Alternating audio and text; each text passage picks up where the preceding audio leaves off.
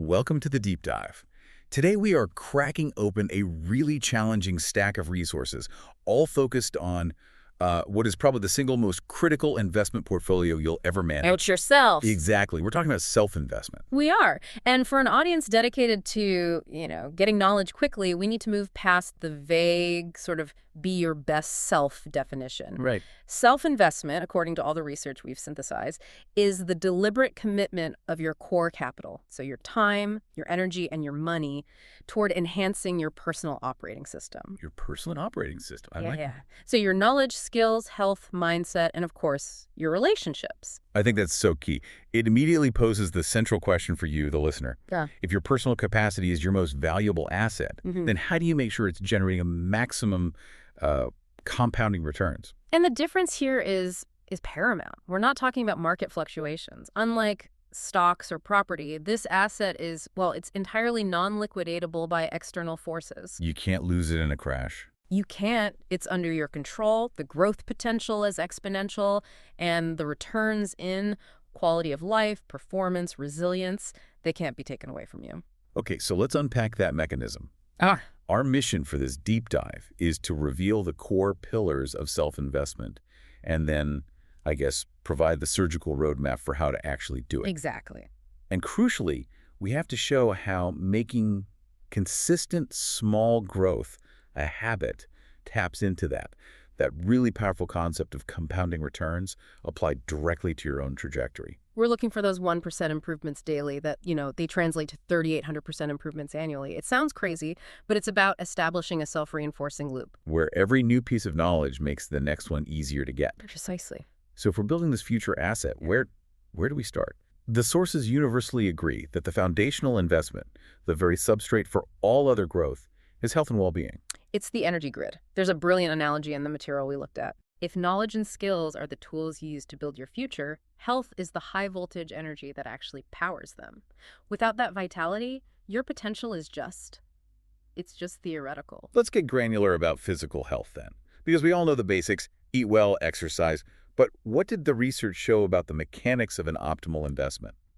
So we identified three non-negotiables. First is movement. Okay. And we're not talking about training for a marathon here. We're talking about regular activity, maybe 20 to 30 minutes daily. Right. This investment isn't just about your heart. It's a neurochemical investment. It stimulates something called BDNF, which is brain-derived neurotrophic factor. Like fertilizer for your brain. That's a perfect way to put it. It boosts mental clarity and makes all your subsequent learning more effective. So that reframes exercise as a productivity hack, really, not just a physical thing. The second point was nutrition. This is all about stabilizing the fuel source for your brain. So focusing on whole foods, specific healthy fats, omega-3s in particular, and lean proteins. And avoiding the sugar crashes. Rigidly avoiding them, because those blood sugar spikes directly torpedo your focus and energy. You want stable mitochondrial function so your brain doesn't suffer that mid-afternoon energy crash that it wipes out productive, deep work time. And the third one, which I think everyone understands in theory but fails at in practice, is sleep. Why did the sources identify this as the biggest single accelerator or decelerator? Because it's the maintenance phase. Prioritizing 7 to 9 hours of quality sleep is not optional. It's absolutely essential for memory consolidation. So that's how new skills actually get locked in. That's how it happens. And it's also critical for emotional regulation. Studies show that chronic deprivation raises cortisol levels, which damages impulse control and makes rational decision-making significantly harder. Wow. So missing sleep essentially just depreciates the value of all the hard work you put in the day before. And here's the crucial bridge, right? Mental health isn't some separate category from physical health. No, not at all. They're interwoven by neurochemistry. So how do we invest in the mental side for that clarity and resilience? Well, you proactively manage stress, and that often begins with the physical investments we just talked about. But specifically, we look at mindfulness. Meditation, deep breathing, that kind of thing. Exactly. Just 10 to 15 minutes of dedicated practice is actual neurological training. It helps you recognize the stress response when it starts so you can respond thoughtfully rather than just reacting impulsively when the pressure is on. I think a lot of listeners might hear that and feel that adding another 15 minutes of meditation is just one more thing on the to-do list. I like that. And that brings up the second key mental investment: recognizing the value of seeking support. Absolutely. The research makes it so clear. Seeking professional guidance, whether it's therapy or coaching, isn't a reaction to failure. It's a proactive move. It's an accelerator of self-awareness. It helps you identify your internal blind spots and emotional roadblocks way faster than years of just solitary reflection. That is a high ROI investment. So if health is the foundation, our second pillar is investing in knowledge and skills. Continuous intentional learning is really the only proven method to future-proof yourself against all the technological and economic shifts happening. And the power of compounding is so visible here. We aren't suggesting you need to go get another degree. No.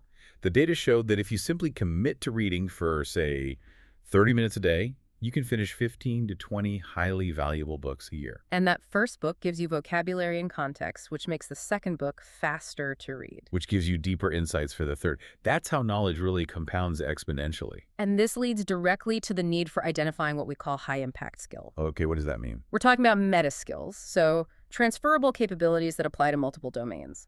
Think nuanced communication, strategic leadership, complex problem solving, digital fluency. The skills that give you the most bang for your buck. Exactly. They offer the highest return because they multiply the effectiveness of all your other technical skills. But structure is essential here. I think what happens to a lot of us is we acquire knowledge haphazardly, and it just becomes passive information, not an active skill.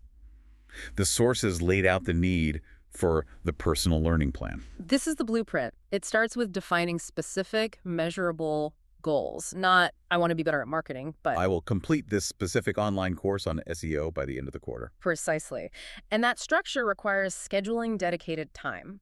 Consistency always beats intensity when it comes to learning and building new neurological pathways. That sounds great in theory, but where do people most commonly fail after they've acquired some new knowledge?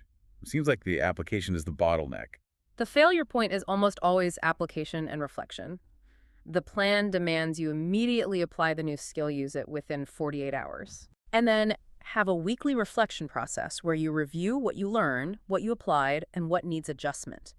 This is what moves knowledge from your short-term memory to becoming a locked-in skill. And when you connect this back to real-world success, the examples are so striking. You look at someone like Elon Musk. He didn't just passively read science fiction. No, he deliberately invested in a massive self-directed curriculum of physics, aerodynamics, engineering principles. And that foundational knowledge allowed him to connect disparate concepts and innovate across, rocket science and electric cars. It wasn't an accident. Or look at Oprah Winfrey. Her relentless investment wasn't just in education, but in self-reflection and really understanding human connection. That skill, nurtured through constant self-work, became the bedrock of her entire media empire. Their success wasn't random. It was a direct result of a highly structured, self-funded learning plan.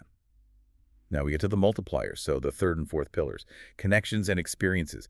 These are the elements that amplify growth beyond what your internal skills and health alone can achieve. The power of connections is so crucial because learning really shouldn't be a solitary activity. You have to start viewing your network as an extension of your growth account. The right connections provide you with external knowledge, perspectives, and opportunities you just couldn't generate by yourself. And within that, mentorship is probably the highest return investment you can make. It's That's like right. borrowing foresight. Precisely. Learning from experienced individuals lets you bypass years of trial and error. But the key to effective networking, and this is important, is that it has to be genuine and mutually beneficial. So not just collecting contacts on LinkedIn. Not at all. If you are only collecting contacts without offering value or building real trust, it's not an investment, it's a liability. You need relationships that actively challenge you, uplift you, and inspire you to raise your own standards. Okay, turning to experiences. This is where true character is shaped and resilience is forged. The sources really emphasize the value of intentional discomfort. Discomfort is the signal that growth is happening. Examples would be, travel that forces you to adapt, or taking on a project that's way outside your core competency, or even just enrolling in a public speaking class. I think most people avoid that like the plague. Of course. But these experiences, they shatter rigid thought patterns and force you to solve problems in real time under pressure. So if we're aiming for maximal self-investment, we need to be actively seeking novelty and challenge, not comfort and routine. Yes, and what's interesting in the research is that the growth from experiences often comes from the reflection after the event. Processing what you learned from the failure or the success. That's where the real learning happens. Okay. Okay, so understanding the value of these pillars it's just step one. Transformation begins with disciplined action. So now we have to talk about the practical reality, the roadmap for compounding action, and it really focuses on resource management. We have to stop treating these growth activities like optional hobbies and start treating our resources like, I don't know, financial capital appointments. The sources detail 3 core resources that must be prioritized. First is time. This is your non-renewable capital. You have to schedule regular, protected blocks for growth activities, whether it's journaling, exercise, focused learning, and you treat those blocks with the same seriousness as a C-suite meeting. Don't just fit it in when you have a spare moment. Never. We recommend the MIT framework. Identify your most important task for self-investment each day, and you execute it first, before anything else. Second is energy. This is finite, and it's constantly being depleted. The investment here is protective. Meaning what? Meaning actively safeguarding your mental energy by limiting distractions, the constant notification checking, the low-value scrolling, and by saying no to commitments that don't align with your high-return goals.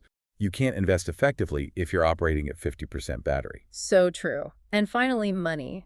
This often feels like the biggest barrier for people, but the ROI on targeted financial investments is massive. We're not talking about thousands of dollars. Not at all. Even small amounts, a subscription to a premium newsletter, buying a course that solves a critical problem, or paying a mentor for a single hour of advice.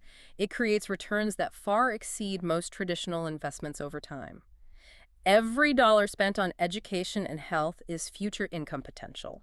But the most challenging part of any roadmap is actually starting without burning out. Trying to overhaul your whole life overnight is the enemy of sustainability. It is. The key is starting small and consistency. You need to focus on identifying your linchpin habit, that single smallest action that anchors all the others. Like meditating for 10 minutes or doing 10 minutes of strength training. That's it. Consistency and patience are paramount. Small, repeated actions will always outperform sporadic, intense bursts of effort. Always. And how do we maintain that momentum? We need to be tracking progress for accountability. The research advocates for frequent but efficient reflection. Journaling daily or weekly, not just about what happened, but about reinforcing lessons and tracking insights, is vital. And setting measurable milestones. Yes, break down those intimidating large goals and then engage in regular reflection to adjust your strategy. If something isn't working, you have to treat that failure as data, not as a personal verdict on your character. The perspective shift is so crucial for overcoming the most common barrier, which is just self-doubt and procrastination. Well, procrastination often comes from tasks that feel too big or too abstract. So break them down, use the 2-minute rule. If a task takes less than 2 minutes, do it immediately. Get it out of the way. Get it out of the way. And to battle self-doubt, you have to commit to taking imperfect action. You are allowed to start before you feel ready. Treat mistakes as feedback, celebrate the small wins, and build your confidence gradually through consistent effort, not by waiting for some perfect moment that never comes. The ultimate goal is to make self-investment a habit so automatic, so integrated, that it becomes as non-negotiable as brushing your teeth. So what does this all mean for your personal trajectory? I think the ultimate takeaway here is that self-investment is simply the smartest, most reliable investment available to you, period. When you invest consistently across those 5 critical areas, knowledge, skills, health, mindset, and relationships, the returns are exponential. They multiply the benefits across every single area of your life, creating this powerful growth flywheel. Your future self will be defined by the compounding choices you make today. The returns from personal growth, they aren't capped by external factors.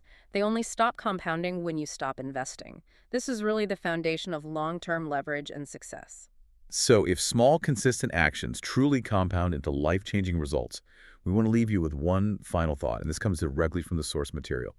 What is the single specific 10-minute habit you will start today, not tomorrow, not next Monday, that will pay the largest dividend in 5 years? Don't just think about it. Schedule it now.